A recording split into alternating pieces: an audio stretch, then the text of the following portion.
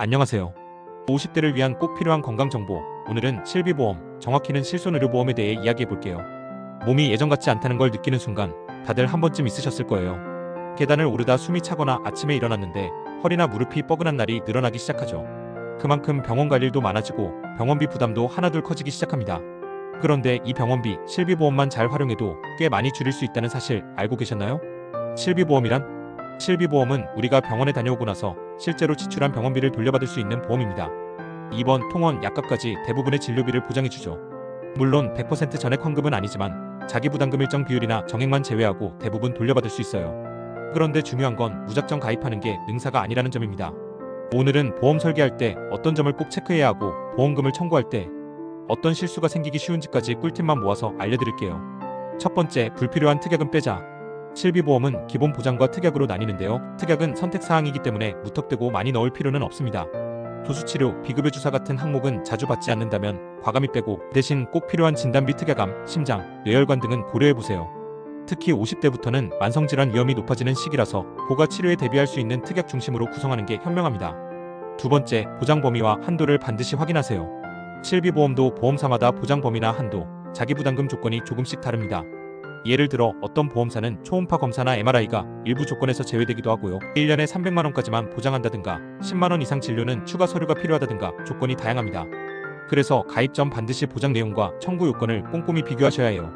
싼 게 비지떡이라는 말이 보험에서도 통할 수 있습니다. 세 번째, 갱신형 vs 비갱신형 잘 따져보세요. 많은 분들이 갱신형으로 보험을 들고 나중에 보험료가 계속 올라서 부담을 느끼시는데요. 반면 비갱신형은 가입 시 보험료가 조금 높아도 평생 같은 금액을 내는 방식이에요. 장기적으로 보면 비갱신형이 더 안정적일 수 있습니다. 다만 60세 이상은 비갱신형이 잘 없거나 보험료가 많이 비쌀 수 있으니 50대에 미리 가입하는 게 유리해요. 네 번째, 병원비 청구할 때 실수하지 마세요. 보험금 청구할 때 실수로 보장 못 받는 경우도 많아요. 10만원 이하 진료비 영수증 청구서 정도면 충분합니다. 10만원 초과 진단서, 진료비 세부 내역서, 처방전 등 추가 서류 필요해요. 미용 목적 시술, 건강검진, 질병코드 누락 등은 보장 제외될 수 있으니 주의.